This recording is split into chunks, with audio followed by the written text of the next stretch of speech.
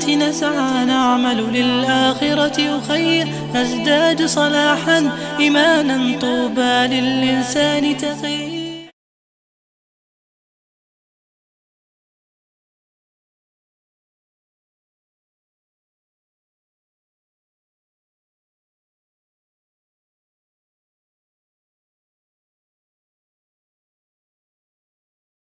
اعوذ باللہ من الشیطان الرجیم بسم اللہ الرحمن الرحیم رب اشرح لی صدری ویسر لی امری واحلل عقدۃ من لسانی یفقہوا قولی۔ جیسا کہ ہم سب جانتے ہیں کہ رمضان کے مہینے کی آمد ہے، اور اگر اس کو پورے پلان کے ساتھ گزارا جائے تو ہم اس کے ہر بابرکت لمحے سے فائدہ اٹھا سکتے ہیں۔ اس حوالے سے رمضان میں بہت سارے ایسے نیکی کام ہیں کہ جن کا اہتمام کر کے عام دنوں کی نسبت ہم اس کا زیادہ اجر و ثواب کما سکتے ہیں۔ سلف صالح کی زندگی کا اگر مطالعہ کیا جائے تو وہ رمضان میں جن کاموں کا اہتمام کرتے تھے، مثال کے طور پر اللہ تعالیٰ کی عبادت زیادہ کرنا، قرآن کریم کی تلاوت کا خاص اہتمام کرنا، ان کاموں میں سے ایک یہ بھی تھا کہ ان کے گھروں میں دسترخوان بچھ جاتے تھے، اور وہ اپنے ساتھ دوسرے محتاج، مساکین، حتیٰ کہ اپنے ساتھیوں کو بھی دعوت دیتے تھے کہ آپ آئیں اور روزہ ہمارے ہاں کھولیں، اور اس کے بعد ان کو کھانا کھلاتے تھے اور پھر دین کی کوئی بات سکھاتے تھے۔ اور اس کی وجہ یہ ہے کہ اسلام میں دوسروں کو کھانا کھلانے کی بڑی فضیلت آئی ہے، یعنی عام طور پر بھی ضروری نہیں ہے کہ صرف رمضان میں ہی، ہاں رمضان میں اس فضیلت میں اضافہ ہو جاتا ہے، لیکن عام طور پر بھی کھانا کھلانا ایک ایسی عبادت تھی کہ جس کا اہتمام ہمارے اسلاف کیا کرتے تھے، چاہے وہ کسی بھوکے کو کھانا کھلانا ہو یا اپنے کسی دوست کو کھانا کھلانا ہو، اپنے دینی بہن بھائیوں کو کھلانا ہو۔ لہٰذا علماء کرام کا یہ کہنا ہے کہ کسی کو کھانا کھلانے میں اس کی غربت، تنگ دستی یا محتاجی شرط نہیں ہے، اور یہ بالکل ایسے ہی ہے جیسے ہم آپس میں ایک دوسرے سے شیئر کرتے ہیں، یا گھروں میں کوئی چیز پکتی ہے تو ہم دوسرے گھروں کے ساتھ بھی شیئر کر لیتے ہیں۔ اس چیز کو ہمارے دین میں بہت قدر کی نگاہ سے دیکھا گیا ہے، اور یہ بہت بڑا نیکی کا عمل ہے جس کی بڑی فضیلت ہے۔ اس سلسلے میں چند مثالیں آپ سے شیئر کروں گی۔ حسن رحمۃ اللہ علیہ کی عادت تھی کہ جب ان کے بھائی ان کے پاس آتے، اور بھائی سے مراد یہاں حسب نسب والے بھائی نہیں، دین کی وجہ سے ملنے والے جو لوگ تھے، تو وہ اپنے چارپائی کے نیچے سے ایک ٹوکری نکالتے اور اس میں تازہ کھجوریں ہوتی، اور کہا کرتے کہ یہ میں نے تمہارے لیے چھپا کر رکھی ہوئی تھی کہ جب ہم سارے اکٹھے ہوں گے تو مل کے بیٹھ کے یہ کھجوریں کھائیں گے۔ اسی طرح سے ابو جعفر محمد بن علی رحمۃ اللہ علیہ کی عادت تھی کہ وہ اپنے دوست احباب کو ہر جمعے اپنے گھر پہ کھانا کھلاتے تھے، اور اس کے بعد ان کو لے کر مسجد کی طرف روانہ ہو جاتے تھے۔ تو اس میں ضروری نہیں ہے کہ صرف محتاجین کو کھانا کھلایا جائے، ہاں ان کو بھی شامل کر لیا جائے، اور اس کے علاوہ جن دوست احباب کے ساتھ ہمارا میل جول ہے، اور خاص طور پر جن کے ساتھ دین کی وجہ سے تعلق ہے، اگر ان کو بھی کھانا کھلایا جائے تو یہ بہت فضیلت والا عمل ہے۔ اسی طرح سے بعض ہمارے اسلاف میں سے بزرگ فرمایا کرتے تھے کہ میں اپنے گھر پہ اپنے 10 ساتھیوں کو کھانا کھلاؤں، انہیں بلا کے ان کی دعوت کروں، یہ میرے نزدیک اس سے کہیں زیادہ بہتر ہے کہ میں اسماعیل علیہ السلام کی اولاد میں سے 10 غلام آزاد کروں۔ یعنی وہ اس کو اتنی اہمیت دیتے تھے اور اس چیز کا اتنا اہتمام کیا کرتے تھے۔ یہی وجہ ہے کہ ابو السوار العدوی کہتے ہیں کہ ہم نے اپنے زمانے میں دیکھا کہ ہمارے نیک لوگ جو جتنے بھی تھے دین پر عمل کرنے والے، انہوں نے کبھی بھی اکیلے بیٹھ کر کوئی کھانا نہیں کھایا۔ ان کی پوری کوشش ہوتی تھی کہ ہمارے ساتھ کھانے میں کوئی شامل ہو، چاہے وہ ان کے دوست ہو جائیں یا محتاج اور مساکین لوگ ہوں، جو بھی قریب ہوتے تھے وہ ان کو آواز دے کے اپنے ساتھ کھانے میں شامل کر لیا کرتے تھے۔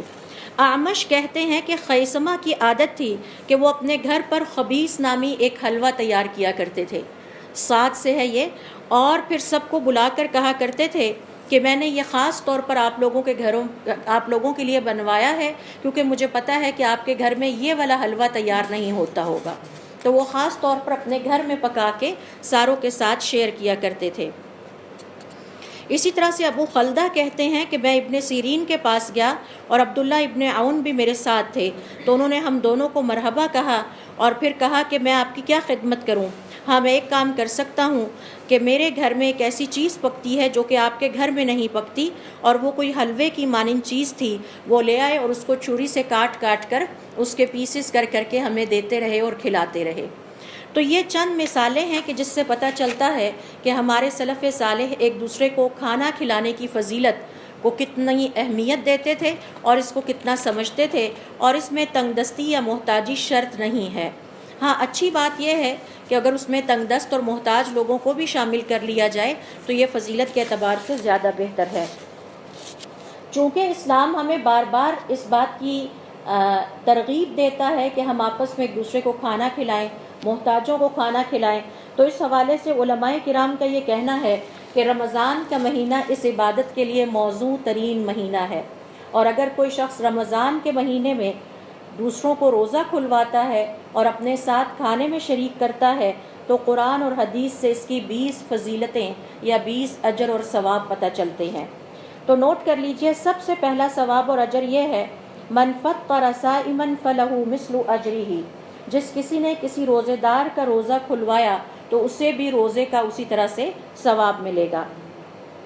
زید ابن خالد کہتے ہیں کہ حضور اکرم صلی اللہ علیہ وآلہ وسلم نے فرمایا، من فطر صائما، جس نے کسی روزے دار کو روزہ کھلوایا، او جہز غازیا، یا کسی غازی کو تیار کر کے مال و متاع دے کر جہاد پر روانہ کیا، فلہ مثل اجرہ، تو اس کا بھی اتنا ہی اجر ہے جتنا کہ غازی کا اجر ہے۔ طبری رحمۃ اللہ علیہ فرماتے ہیں کہ اس سے پتہ یہ چلا کہ جب بھی ہم اپنے کسی مومن بہن بھائی کو، صاحب ایمان بھائی کو کسی بھی نیکی کے کام پر مدد کرتے ہیں تو اس کا ہمیں بھی اسی طرح سے ثواب ملتا ہے جس طرح وہ نیکی کا کام کر رہا ہوتا ہے۔ اور ابن رجب رحمۃ اللہ علیہ فرمایا کرتے تھے کہ اگر تم اپنے ساتھ روزانہ کسی ایک شخص کو روزہ رکھواتے ہو اور کھلواتے ہو تو گویا تم نے اجر و ثواب کے اعتبار سے اپنے رمضان کو 60 روزوں کا کر لیا۔ اب یہ آپ کی ہمت ہے کہ آپ 90 کا کر لیں، 120 کا کر لیں، جتنی اللہ تعالیٰ نے ہمت اور طاقت دی ہو۔ اگر اپنے ساتھ کسی کو روزانہ روزہ کھلواتے ہیں تو اس کا مطلب ہے کہ آپ کا رمضان 30 کا نہیں، 60 کا، 90 کا، اور ڈبل اور ٹرپل ہوتا چلا جائے گا۔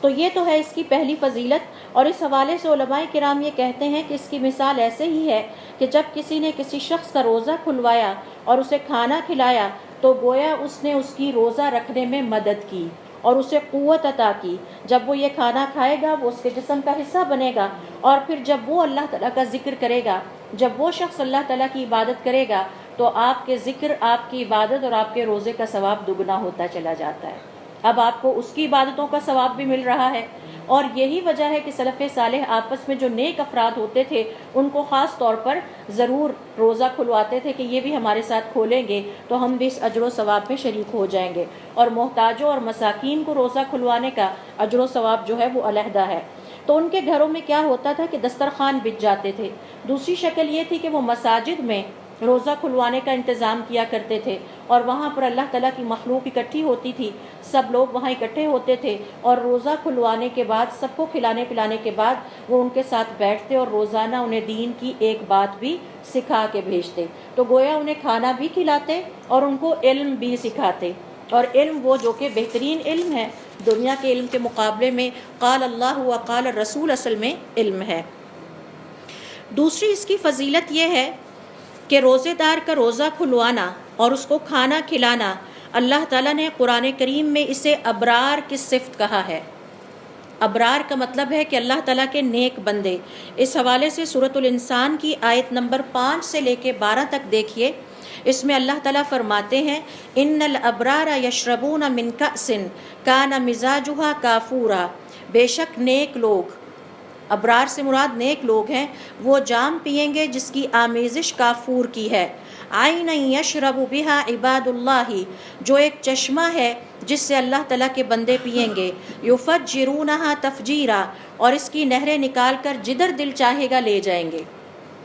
ٹھیک ہے، یہ نیک بندوں کی کوالٹیز بتائی جا رہی ہیں۔ یہ کون ہے؟ یوفون بالنذر، جو اپنی نظریں پوری کرتے ہیں، وَيَخَافُونَ يَوْمًا كَانَ شَرُّهُ مُسْتَطِيرًا، اور اس دن سے ڈرتے ہیں جس کی سختی چاروں طرف پھیل جائے گی، وَيُطْعِمُونَ الطَّعَامَ عَلَى حُبِّهِ، اللہ تعالیٰ کی محبت میں دوسروں کو کھانا کھلاتے ہیں، مسکیناً محتاجوں کو، یتیماً یتیموں کو، وَأَسِيرًا اور قیدیوں کو۔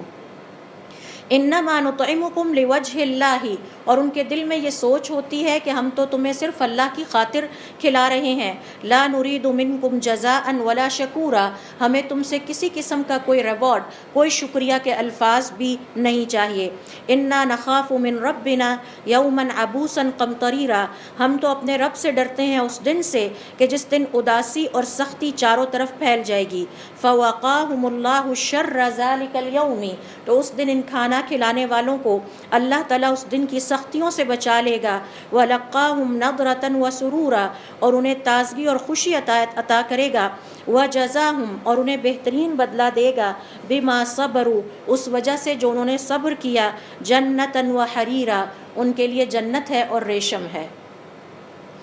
تو اب آپ ان تمام آیتوں پہ غور کیجئے۔ سورۃ الانسان کی آیت نمبر 5 سے لے کے 12 میں اللہ تعالیٰ نے اپنے جن بندوں کو نیک کہا ہے ان کی 2 کوالٹیز بیان کی ہیں۔ ایک تو وہ اپنی نظروں کو پورا کرتے ہیں، دوسرا وہ اللہ تعالیٰ کی خاطر اللہ کے بندوں کو کھانا کھلاتے ہیں۔ ان میں یتیم بھی ہیں، ان میں قیدی بھی ہیں، اور ان میں مسکین بھی ہیں، محتاج بھی ہیں۔ تو اللہ تعالیٰ اس کے بدلے میں ان کو کیا جزا دیں گے کہ ان کو شاندار قسم کی شراب جو کہ پینے والی ہوگی، جس میں کافور ملا ہوگا، ڈرنکس عطا کریں گے۔ شراب سے مراد یہاں پہ ڈرنکس ہے۔ اور اس کے بعد اللہ تعالیٰ بیان فرماتے ہیں کہ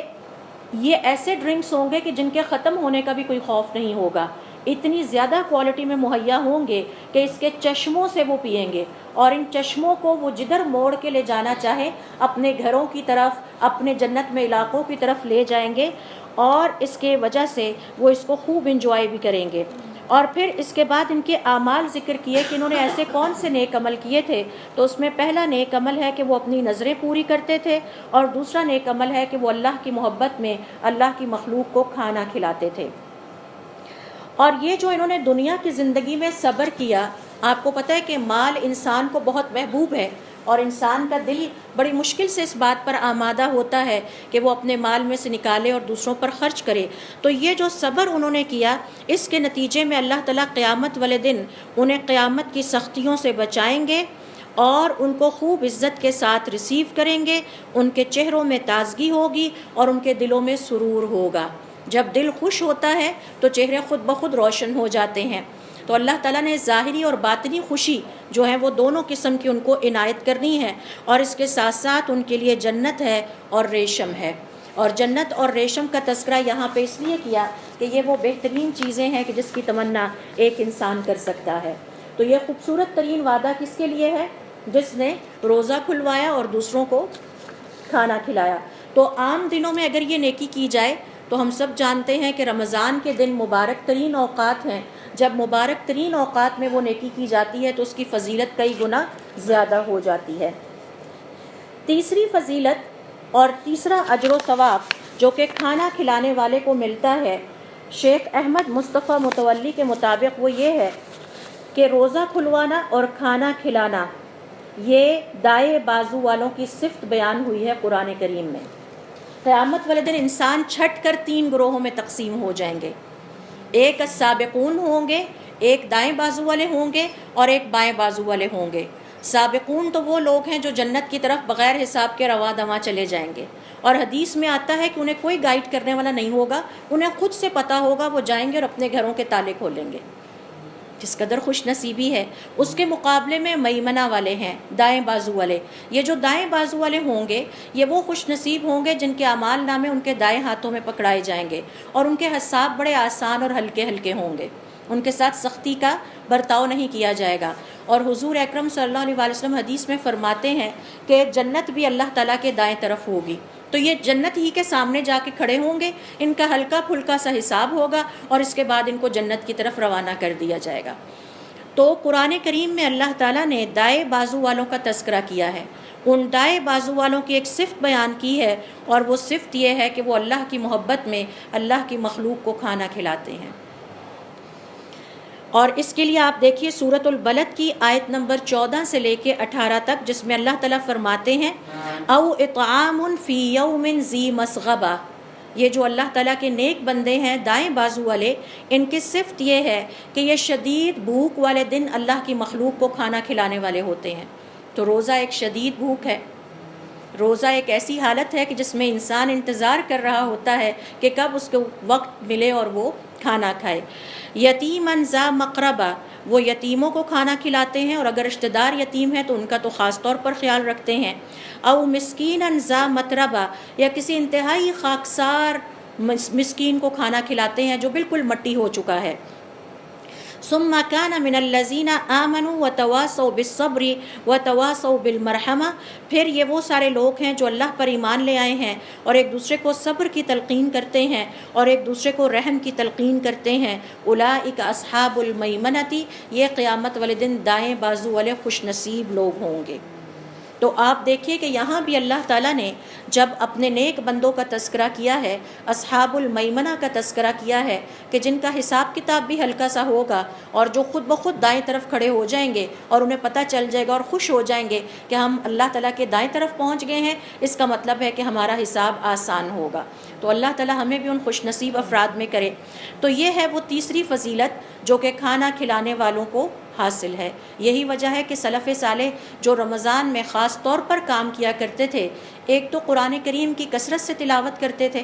باقی ساری محفلیں بند کر کے صرف قرآن کریم کو فوکس کر لیتے تھے، اور دوسرے نمبر پر اپنے گھروں میں یا مسجدوں میں طویل دسترخوان بچھا دیتے تھے اور اس پہ اللہ تعالیٰ کی مخلوق کو کھلے عام اعلان کرتے تھے کہ وہ آئیں اور آ کے روزہ کھولیں۔ اس کی چوتھی فضیلت اللہ تعالیٰ کے بندوں کو روزہ رکھوانے یا کھلوانے اور ان کا روزہ افطار کروانے کی یہ ہے کہ حضور اکرم صلی اللہ علیہ وسلم نے اپنی حدیث میں دوسروں کو کھانا کھلانے والوں کو بہترین انسان قرار دیا ہے، کہ اللہ تعالیٰ کو جو محبوب ترین انسان ہے اپنے انسانوں میں سے، یہ وہ ہیں جو دوسروں کو اپنے ساتھ کھانا کھلاتے ہیں۔ آپ صلی اللہ علیہ وسلم فرماتے ہیں خیارکم من اطعم الطعام، تم میں سے بہترین وہ ہے جو اللہ کی محبت میں دوسرے کو کھانا کھلاتا ہے، اللہ کا حکم سمجھتے ہوئے دوسرے کو کھانا کھلاتا ہے۔ اور آپ دیکھیے کہ یہ کچھ مشکل نہیں ہے، ہمارے ارد گرد اللہ تعالیٰ نے یہ غریب لوگ پھیلا رکھے ہیں اور یہ ہماری آزمائش کے لیے ہیں کہ کیا واقعی ہم ان کی کیئر کرتے ہیں یا نہیں۔ تو اپنے ساتھ ان کو حضور اکرم صلی اللہ علیہ وسلم فرماتے ہیں کہ تم اگر اپنے ملازم کو اپنے ساتھ بٹھا کر نہیں کھلا سکتے تو اپنے کھانے میں سے اس کو کچھ کھانا ڈال دو تاکہ وہ پرے ہو کے بیٹھ کے کھا لے۔ تو اللہ تعالیٰ کو یہ بہت پسند ہے کہ ہم ان محتاجوں اور مسکینوں کے ساتھ اچھا سلوک کریں، اور نیت یہ ہونی چاہیے کہ یہ اللہ کی خاطر کیا جا رہا ہے، اللہ کا حکم سمجھ کے کیا جا رہا ہے، ورنہ ہم یہ کبھی بھی نہ کرتے۔ پھر آپ صلی اللہ علیہ وسلم ایک اور حدیث میں فرماتے ہیں کہ اپنے خادم پر خرچ کرو اور پھر دیکھو، یعنی اس کے بعد تم رحمتیں اور برکتیں دیکھنا کہ اگر تم اپنے خادم پر خرچ کرتے ہو تو اس کی کتنی رحمتیں اور برکتیں ہیں۔ پانچویں فضیلت دوسروں کو کھانا کھلانے اور روزہ کھلوانے کی یہ ہے کہ یہ بنیادی طور پر اپنے کسی بھی مسلمان بہن بھائی کو خوش کرنے کے مترادف ہے، اور اپنے مسلمان بہن بھائی کو خوش کرنا، کسی بھی شکل میں خوش کرنے کا بہت بڑا اجر ہے اسلام میں۔ ابن المنقدر فرماتے ہیں کہ حضور اکرم صلی اللہ علیہ وسلم نے فرمایا افضل ترین اعمال میں سے یہ ہے کہ تم اپنے مومن بہن بھائیوں کو خوش کرو، ان کا قرض ادا کر دو یا ان کی کوئی ضرورت پوری کر دو۔ اور ہم سب جانتے ہیں کہ حضور اکرم صلی اللہ علیہ وسلم اپنی حدیث میں فرماتے ہیں جس کسی نے اپنے مسلمان بہن بھائی کی کوئی مصیبت یا تکلیف میں ساتھ دیا، اللہ تعالیٰ قیامت والے دن اس کی مصیبتیں کم کریں گے، اور جس نے اپنے مسلمان بہن بھائی کے کسی عیب پر پردہ ڈالا، اللہ تعالیٰ قیامت والے دن اس کے عیبوں پر پردہ ڈالیں گے۔ تو یہ پانچویں فضیلت ہے کہ چونکہ یہ مسلمان بھائی کو خوش کرنے کے مترادف ہے، لہٰذا ہماری شریعت ہم سے یہ تقاضا کرتی ہے کہ ہم رمضان کے دنوں میں بھی اور آگے پیچھے بھی اپنے محتاج، مساکین، حتیٰ کہ اپنے دوست احباب کو کھانا کھلاتے رہا کریں۔ چھٹی فضیلت اس کی یہ ہے کہ ہماری شریعت کی تعلیمات کے مطابق کسی پیاسے کو پانی پلانا، کسی کا روزہ افطار کروانا یا کسی کو کھانا کھلانا، یہ ہمارے گناہوں اور ہماری غلطیوں کا کفارہ ہے۔ اور یہ بہت بڑی بات ہے کہ اس سے ہمارے گناہوں کا کفارہ ہوتا ہے اور ہمارے گناہ معاف ہوتے ہیں۔ ابو ہریرہ